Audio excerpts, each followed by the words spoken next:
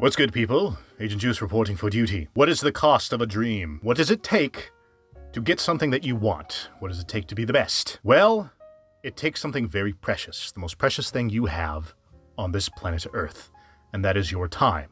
And so, I believe it was a good time to watch through Pixar's Soul, because it is a movie about the preciousness of time, and specifically the time you have alive on this earth. So, with that said, let's go ahead and buckle into our favorite jazz cafe. Let's go ahead and pick up an instrument if you play one, or sit and listen to a musician if you can't play an instrument. Let's go ahead and die and go to the afterlife and then try to get our body back. At the same time trying to help a unborn soul find their purpose in life. Which that purpose, of course, is smashing the like button or the remind button or what have you, whatever platform you may be on. Engage the video, of course, and let's go ahead and talk soul. Alrighty, so let's talk about the Speedpaint first, of course, as we always do.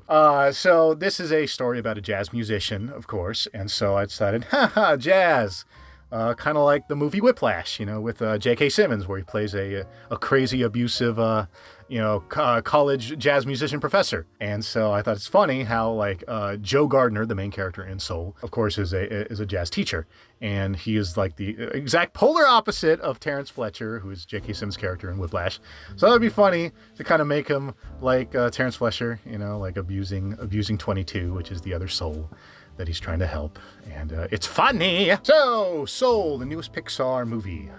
Obviously, there's going to be spoilers. I think that's pretty obvious at this point. So, Soul, of course, is about Joe Gardner, this middle-aged jazz musician who is also a teacher who has dreams of becoming a well-known jazz musician to play with other great jazz musicians. And he finally gets a chance to play with this famous jazz musician, Dorothea Williams, in her new quartet. And of course, he lands the gig and he's so excited. And in his excitement, he falls down a manhole cover and dies. And so he's just like, oh no, I'm dead. I don't want to be dead. So he wants to go back alive. And in the afterlife, one of the things that dead souls can do is they can volunteer to help unborn souls find out who they are and what their personality is, to kind of like mentor them to go out into the world and grow up and be a person. And this is where the soul of Joe meets soul number 22. And the joke is that soul 22, out of like the hundreds of billions of souls that have been born, is number 22 because she has basically not wanted to be born for all of time. And she's like the most difficult soul to try to get there. And all these great people like Abraham Lincoln and Gandhi and Muhammad Ali have been trying to, be a good mentor, but she always shoves them off.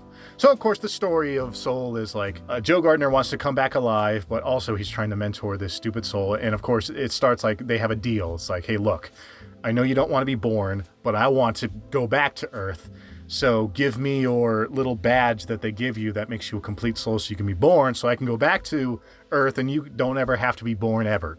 Right? And so that's the story. And of course, with every Pixar movie, there's like a great lesson to be learned. And the great lesson to be learned is that 22 and Joe inadvertently return to Earth in wrong bodies. 22, her soul gets put into Joe's body and Joe's soul gets put into a cat. And so now there's like, oh no, a mix-up. We got to fix this mix-up. And of course, the mix-up has to be solved by 6 p.m. that night so that Joe can play in the quartet, which is like his big break. It's a really interesting story because it's about during the time, of course, they learn lessons, and what are the lessons they learn? And the lessons they learn, of course, is the appreciation of life. 22 learns that it's great to be alive, to experience the minutia of life. And Joe's lesson is a very interesting lesson because it ties into the little mysterious intro I gave about the cost of a dream. You see, Joe has such a single-minded approach to wanting to become a great jazz musician that it's shown that he's kind of let his entire life pass him by in this pursuit. He's not really appreciative of the little things in life in the way that 22 is, because it's her first time experiencing life as a living being. Because as a soul, you can't taste, you can't feel. So she's never experienced tasting pizza or smelling the air or feeling, leaves fall or any of that hoo-ha. And so, of course, she falls in love with being alive, and that's her arc. And Joe's arc is learning to appreciate the small stuff and realizing that the dogged pursuit to get a chance to play in a quartet wasn't really the ultimate fulfillment he was looking for in life. And it kind of got me to thinking about the concept of the cost of a dream, the cost of a goal. It's kind of funny. I actually have experience playing in a jazz band. When I was in middle school and high school, I was in the jazz bands, and we would go do the, competitions where we would be rated by our technical skills. Very similar to Whiplash. Of course, my jazz teachers were not abusive. They were normal jazz teachers. Shout out to Mr. Shane and Mr. Combs, wherever you guys are. Those were my middle school and high school jazz teachers, respectively. It's funny, jazz in particular is a musical style that is probably the most technical on planet Earth, as far as I'm aware. It is incredibly complicated. The chord progressions you do, the scales that you use, the time signatures that you mess around with, the speed at which you do it all is incredibly insane. It's kind of like, imagine the complication you get in like classical music where they're doing all those fuddy-duddy little notes, right? Now, imagine that, but increase the intensity and improvise it. Make it up. Yeah, because a lot of jazz is improvisation. It's being able to think on your feet. It's basically on-the-fly classical music is what jazz is, at a higher pace. So, again, in the reference to Whiplash, there's a reason why jazz musicians are intense and insane like that, is because they are under an immense amount of pressure to make hyper-technical music sound good. The whole freaking out at other musicians is par for the course in jazz. One of the most classic examples is a drummer known as Buddy Rich. Buddy Rich is widely considered one of, if not the greatest jazz drummer of all time. And the thing is that he's incredibly good, but he was also incredibly, had a really bad temper. In fact, there's something known as the infamous Buddy Rich bus tapes, where he's cussing out the band on a bus. You got your horn so far deep in the bell, we don't need to have a band here tonight. You afraid you won't be heard?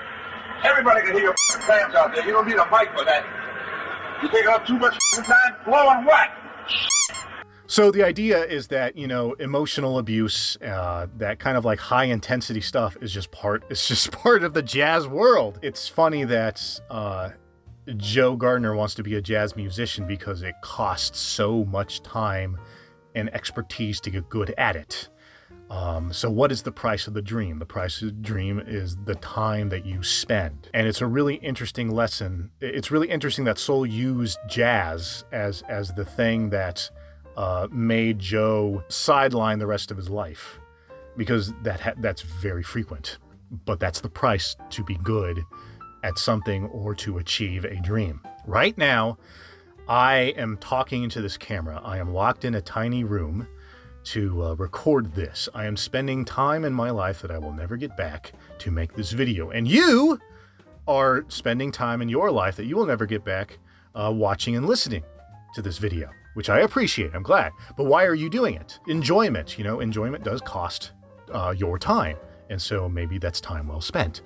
This right now, this is a sacrifice I am making, spending time out of my day to make this video, because it is leading me toward a goal, a dream. I want to create my own content. I want to be known for creating my own content. So there are many things you can do in life. There are many ways you can spend your time, many ways you can waste your time. But every time you do something, you have to ask the question, is this worth the time of my life, right? Is this worth the years and the hours and the days that I am burning away that I will never see again to do these activities? Is it worth sequestering yourself in a room for long hours to practice the piano or the drums to become the greatest jazz musician of all time? Maybe it is. Maybe that is the price you are willing to pay. Clearly, Joe felt like it was a price he was willing to pay to kind of doggedly pursue jazz, until apparently he realized after playing with the quartet that it didn't feel like he was very fulfilled, and so he decided instead he's going to live his life differently and do more with it. So I guess it's kind of the thing to say is, like, if you are pursuing a dream and spending a lot of time doing it, yes, it could be worth it to achieve greatness of some kind, or fame, or whatever you're after. But you have to ask, is that all there is to life? Sometimes you just have to stop and smell the roses, as they say. Appreciate life.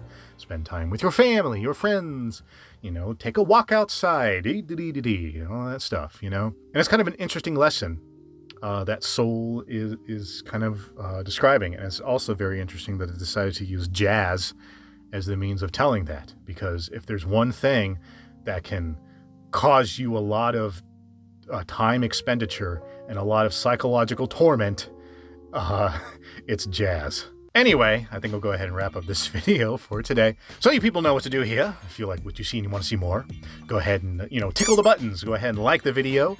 Subscribe to my channel so you can see what happens next. Also, go ahead and engage with the video as well. Comment down below. Let me know what you have to say. And of course, share the video, whatever platform you may be on. It may be simple as clicking the remind button on Minds, or if you want to share it with your friends and other means on the YouTube side. And of course, if you wish to stalk me elsewhere on the interbuts, here are my links that you can use up on the screen. And I always emphasize Minds.com, unless you're watching this on Minds, in which case you can also watch me on YouTube, but I push Minds more since it's the alternative underdog compared to, the establishment YouTube.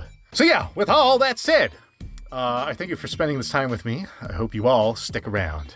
And until next time, adieu, seers.